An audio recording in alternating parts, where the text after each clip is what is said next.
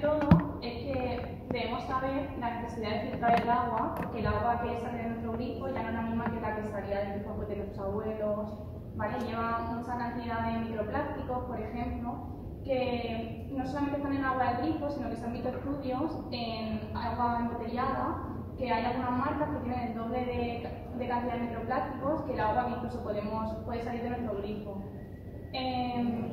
También contiene metales pesados como arsénico, aluminio, plomo. También contaminantes orgánicos persistentes, que son los que están presentes en los insecticidas, los herbicidas, los pesticidas, los bifenilos policlorados, que son los PVP, que están presentes en muchos medicamentos, y también compuestos clorados o subproductos de la desinfección. El problema es que para la desinfección, bueno, el principal método de desinfección del agua municipal es el cloro. Entonces, al reaccionar el agua cruda, la materia orgánica, con el cloro, se producen más de 100 productos derivados de esta desinfección, que son conocidos como los DBP, que lo más frecuente son los tialometanos, los ácidos solacéticos, las acetonas, y todo esto es un problema de salud pública. Es importante que sepáis que no solamente el agua que sale del grifo y el agua que bebemos, sino el agua con la que nos duchamos también es importante, porque todo penetra a través de la piel. Bueno, ¿qué es el agua alcalina ionizada? Que al final sería el tema de esta charla. Pues el agua alcalina es el agua cuyo pH es mayor a 8. ¿Y cómo podemos obtener agua alcalina? Pues o bien comprando agua embotellada, que ya hemos visto que no sería la mejor opción por la gran cantidad de microplásticos que contiene, también por un tema de sostenibilidad, y aparte porque el pH, depende de la marca, pues tenemos un pH entre 4,5 a 8, que tampoco es lo mejor. Una segunda opción sería agregar una cucharadita de carbonato de sodio a 1 litro de agua, y aquí ya el pH es un poco mayor, de 7,9. Otra opción sería hervir agua caliente durante 5 minutos y obtendríamos un pH de hasta 8,4. Y una de las mejores opciones ya sería compulsificadores de agua, como la jarra del Canatur, ¿vale? Que cuentan con filtros de carbono activo. Y entonces aquí sí que el pH que obtenemos es mayor de hasta 9,5. El agua alcalina, lo que ocurre es que tiene un alto índice de minerales, ¿vale? Minerales alcalinos como el calcio, el magnesio, el bicarbonato, y estos compuestos lo que hacen es elevar los grupos hidroxilo o iones en la estructura química del agua, que es H2O, hacen un agua más rica en oxígeno, y esto entonces es lo que hace que consigamos un agua alcalina ionizada. Y ahora el tema un poco central serían los efectos que tiene este agua alcalina, el consumir agua alcalina, cuando pasa por nuestro organismo.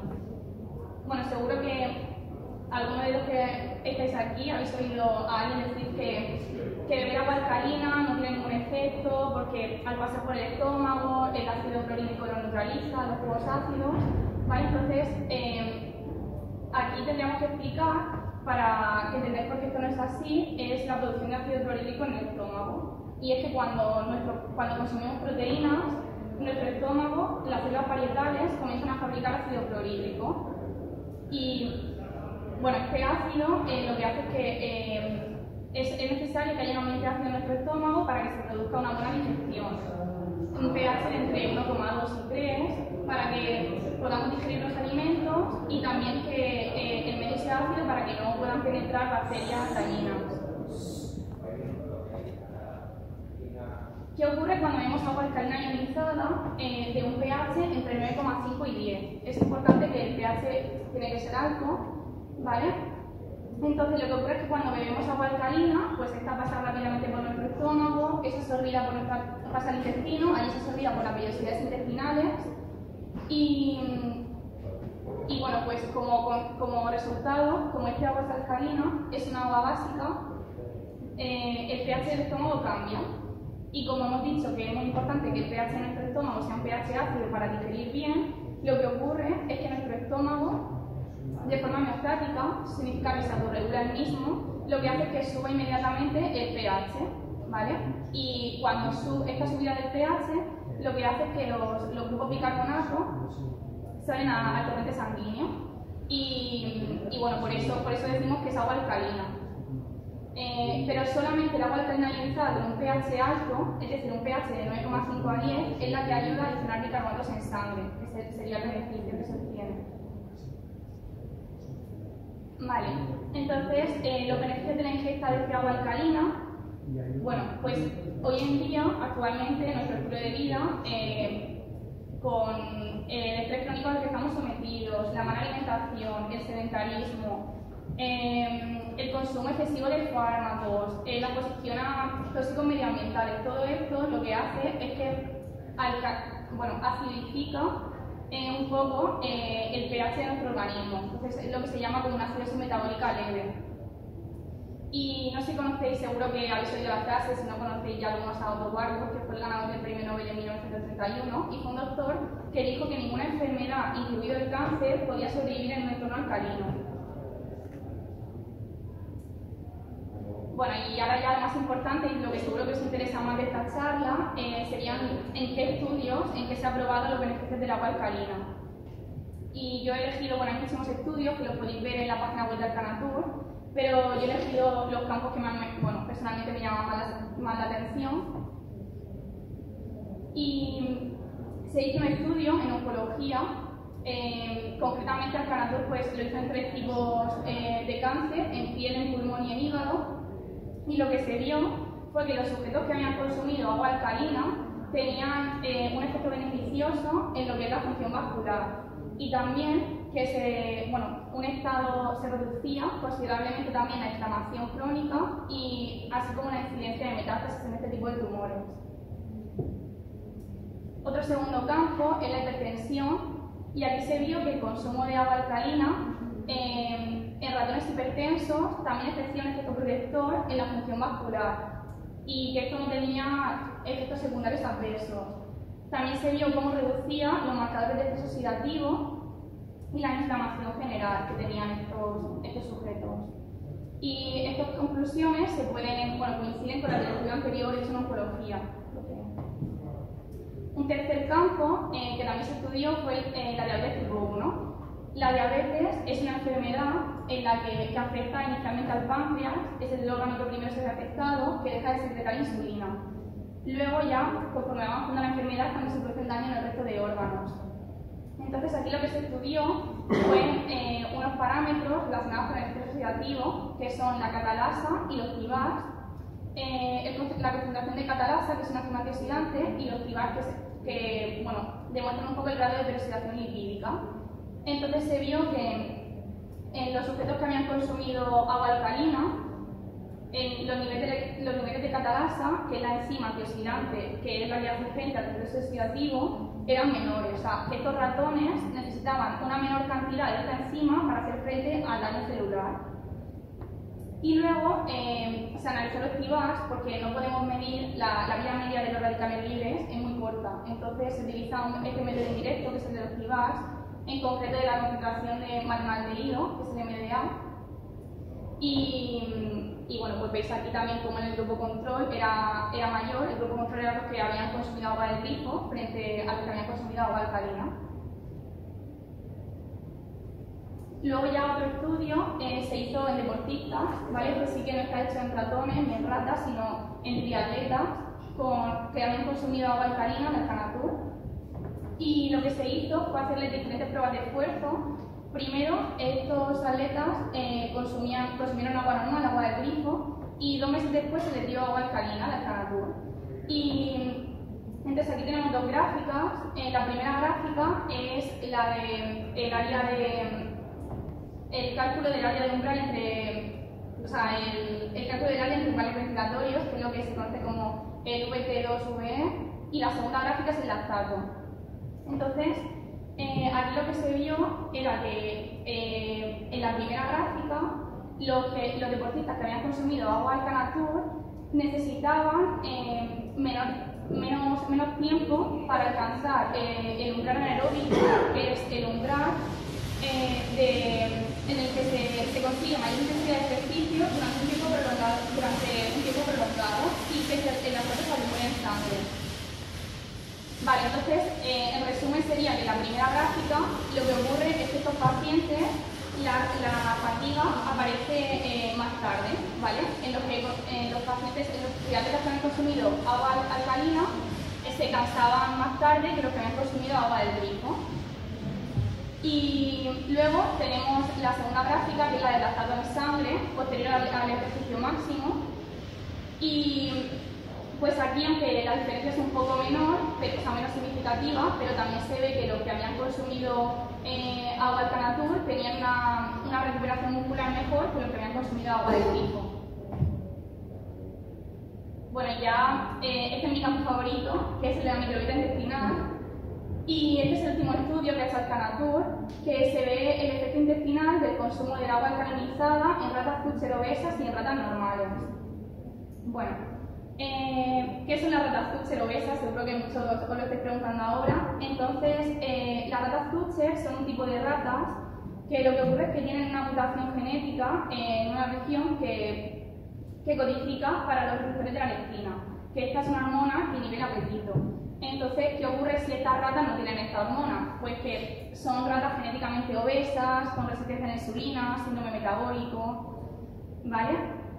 Entonces, como ya habéis visto antes, los estudios que se hacen en biomedicina son con ratas y con ratones. Sobre todo, las ratas se usan porque se eligió la rata en vez del ratón porque fisiológica, genética y morfológicamente es mucho más parecida incluso al humano que el ratón. Entonces son el modelo ideal para hacer este tipo de estudios farmacogenéticos y de biomedicina.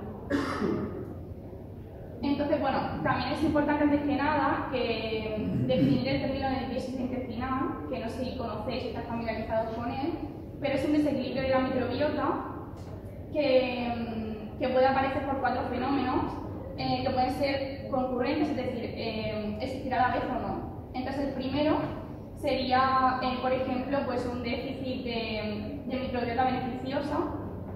Por ejemplo, cepas como la quermansia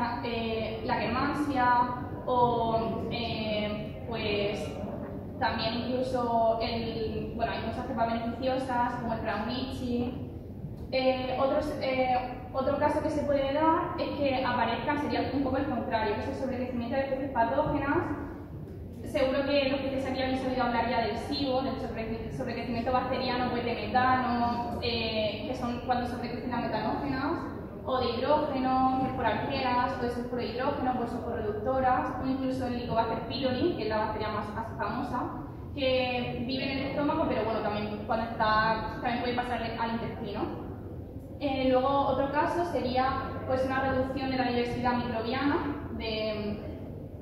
y otro ejemplo, ya el cuarto caso que puede ocurrir sería que pues estas bacterias que cambien el metabolismo de las bacterias y que aumenten o disminuyan los catabolitos derivados de este metabolismo. Por ejemplo, un ejemplo para que lo entendáis, pues la glicerina es un metabolito del catabolismo del triptófano, que es un precursor de la serotonina. Entonces es muy importante para todo lo que está relacionado con el sueño, para que no haya insomnio, por el estado de ánimo, la ansiedad, depresión, estrés crónico.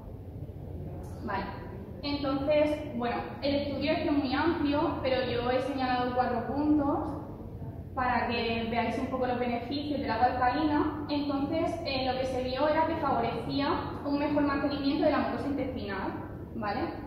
Entonces, para ello, lo que se hizo fue determinar los niveles de MUC2 mediante inmunofluorescencia de cortes de tejido intestinal, tanto en el intestino delgado como en el intestino grueso. Arriba veis la gráfica del intestino delgado y abajo la del grueso.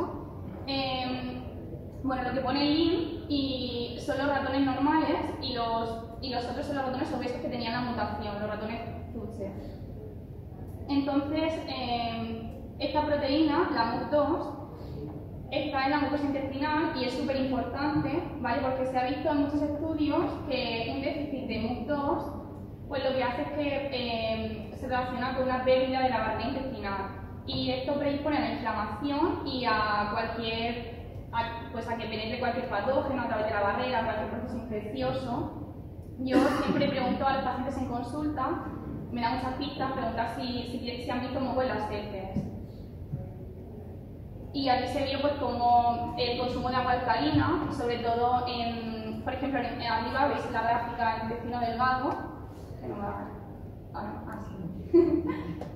Aquí, los que están en lila son los ratones que han consumido, los azules son los que han consumido agua alcalina, y en lila tenéis los que han consumido agua alcalina más dieta. La dieta es simplemente que se les añaden probióticos, ¿vale? Entonces, siempre, veis, se ve aquí en colon como con respecto a los de agua filtrada, la concentración en mucina era mayor con respecto a los que habían consumido agua del grifo. Y el efecto es incluso mayor en los que toman probióticos, en el caso de los obesos. Los que toman probióticos con agua alcalina. Vale. En segundo lugar, se vio cómo mejoraba el estado inflamatorio a nivel intestinal. Entonces, para ello, lo que se hizo fue determinar la presencia de macrófagos mediante una medición inmunohistoquímica, tanto en el intestino delgado como en el intestino grueso, en el colon, igual que el apartado anterior. Entonces, bueno, aquí vemos como en el intestino delgado, ¿vale? Lo que ocurre es que los macrófagos son la primera célula que aparece cuando hay cualquier foco inflamatorio. Entonces, lo que nos interesa es que la presencia de macrófagos sea menor para que la inflamación sea menor. Entonces, bueno, si veis aquí, por ejemplo, los ratones obesos o los ratones delgados, el azul, que es los que consumían agua alcalina, siempre está más bajito, por ejemplo, aquí en el intestino delgado, que los que consumen agua del grifo, que son los que están en verde. Y pues en el intestino grueso se vio lo mismo. Vale. Otra cosa que también se demostró en el estudio es que reducía el estrés oxidativo a nivel intestinal. Aquí os pongo un asterisco porque como el estudio es tan amplio, yo he seleccionado algunas partes, pero bueno, lo que se vio que reducía el nivel oxidativo a nivel intestinal porque lo que se hizo fue analizar dos tipos de citoquinas, la interleuquina 1 beta y la interleuquina 1 10. Vale, pero es que en el estudio no solamente se analizaron estas dos citoquinas, sino que se analizaron otras, como además de la interleuquina 1 beta, por ejemplo, se analizó también la interleuquina 6, el factor de necrosis tumoral alfa. Estas tres citoquinas son proinflamatorias, son marcadores de tipo M1, son inmunoactivadoras de macrófagos, favorecen la inflamación. Seguro que muchos de vosotros habéis oído hablar durante el COVID la famosa interleuquina 6, ¿vale? Que está implicada en la tormenta de citoquinas. Entonces nos interesa que estas citoquinas proinflamatorias estén bajas. En cambio, hay otras citoquinas que son inmunosupresoras de macrófagos, es decir, que son antiinflamatorias, como esta, que aparece aquí, que es la interleuquina 10, y otra sería, por ejemplo, la interleuquina 4, que también se analizó en el estudio. Entonces, en el estudio también se vio que no solamente reducía el estrés oxidativo a nivel intestinal, sino también a nivel general. Entonces, aquí en este caso, veis la interleuquina 1 beta, que es la proinflamatoria, como sobre todo en los ratones obesos, que habían consumido agua alcalina más probióticos, agua alcalina más probióticos, que son los que tenéis aquí en lila, están más bajitos los niveles de esta interleuquina o citoquina proinflamatoria que aquellos que habían consumido agua del grifo. ¿Vale? Aquí en el agua filtrada también podéis ver la diferencia. Y lo mismo en los ratones delgados, aunque la diferencia sobre todo se vio en los ratones obesos, en el intestino delgado. En el caso del colon se ve así un poquito diferente, ¿vale? También se ve la diferencia mayor un poco también en los ratones delgados que en los obesos. Y lo mismo, lo que se hizo es que se vio en el estudio cómo disminuían los niveles de interleuquina 1 beta, que es la proinflamatoria, y aumentaban los de interleuquina 10, que es la antiinflamatoria. Vale. Y por último, se vio cómo mejoraba la composición de la microbiota intestinal. Por eso se explicaba al principio lo que era la división intestinal. Porque aquí lo que se hizo fue analizar mediante PCR, que es una técnica, en las heces de estas ratas, y se estudiaron sobre todo unas cepas bacterianas, que son las que estaban estudiadas ya antes, que se relacionaban, por ejemplo, con resistencia a la insulina, síndrome metabólico, diabetes tipo 2, y aquellas bacterias que realizaban con el cambio de dieta se veían más afectadas, son las que se cogieron en el estudio. Entonces se estudió pues la Kermansia, el Plasmodium, del que os hablaba antes, el Enterococcus, el Bacteroides fragilis. Todas estas bacterias pues son muy importantes, sobre todo la Kermansia. La Kermansia es muy importante porque es una bacteria muy nutritiva, que tiene muchas funciones y bueno, se ha visto que esta muy disminuida en los pacientes que tienen obesidad, y también esta bacteria también disminuye, pues, es decir, la veo muchísimo en los pacientes que están sometidos a un estrés crónico, porque en el test de liposis nos aparece muy bajita la Akkermansia.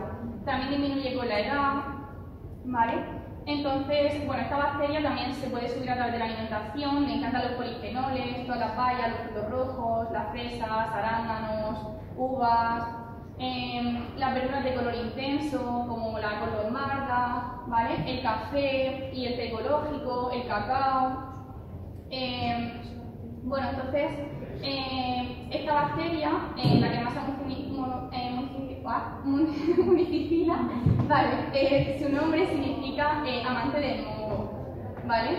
Entonces, a ella le encanta comerse el moco que hay en nuestra barrera intestinal. Entonces, podréis pensar, Jolines, pues que come el moco, ¿cómo puede ser buena? Vale, no, es que tiene una relación simbiótica con nosotros. Entonces, ella lo que hace es comerse el moco y alienta nuestras células intestinales a producir todavía más moco. Entonces, esto tiene un efecto beneficioso, un efecto protector en nuestro sistema inmune. Lo que hace es que no solamente protege y fortalece nuestro sistema inmune, sino que también lo regula, ¿vale? Porque lo que hace es que al comerse este moco produce ácidos grasos de cadena corta, como por ejemplo el acetato, que luego son fermentados por otro tipo de bacterias como los firmicutes, el Bacteroides fragilis, que veis aquí entre abajo, pertenece al filum de los firmicutes. Y esas bacterias lo que hacen es que se alimentan de ese acetato y producen butirato, que tiene un papel antiinflamatorio. Luego explicaré un poco más lo que, bueno, el papel del butirato. Pero si veis aquí, las ratas que habían consumido agua alcalina, sobre todo a los 3 meses, se ve como los niveles de Akkermansia suben considerablemente, ¿vale? Que son los que, en comparación con los que habían consumido agua del grifo. Y bueno, en obesos siempre la comparación es mayor en aquellos que habían consumido no solamente agua filtrada, sino también probióticos, aunque aquí, en este caso, están más o menos iguales, aquellos que consumen probióticos a los que consumen probióticos y agua filtrada. Bueno, pues eso en el caso de la Akkermansia. Luego el Praunici también es una bacteria muy nutritiva. Aquí la diferencia pues no eran tan grandes como podéis ver que en el caso de la Akkermansia, que las diferencias eran muy relevantes y se veía muy claro. Luego otro tipo de bacterias que también son importantes pues son los Enterococcus, el Bacteroides fragilis, el Bifidobacterium, que seguro que os suena más. Para estas bacterias pues es importante que estén en el intestino porque producen vitaminas, por ejemplo como la vitamina B12 o la vitamina K. En el caso del Clostridium, bueno, creo que me he equivocado y decía que el Bacteroides pertenece a los firmicutes, ¿no? Es el Clostridium, ¿vale? El del grupo de los firmicutes. ¿Por qué digo firmicutes? ¿Por qué es tan importante? Porque se ha visto en muchos estudios que es importante el ratio firmicutes-bacteroidetes, porque las personas que tienen desequilibrio de este ratio, lo que hace es que las predispone más a padecer pues, obesidad, resistencia a la insulina. Entonces no es tan bueno, debe haber una buena concentración, un buen equilibrio entre el ratio de firmicutes y bacteroidetes. Vale, y pues nada, entonces en resumen, como podéis ver, el agua alcalina por tanto puede mejorar el estado inflamatorio a nivel intestinal y también reducir la liposis intestinal, consiguiendo, en resumen, un mejor estado de salud general, ¿vale? O sea, bajando la inflamación y... Bueno, pues aquí tenéis la bibliografía de los estudios científicos, muchos de ellos también los encontráis en la página web de Alcanatur. Y bueno, pues nada, gracias por vuestra atención y espero que os haya gustado la charla.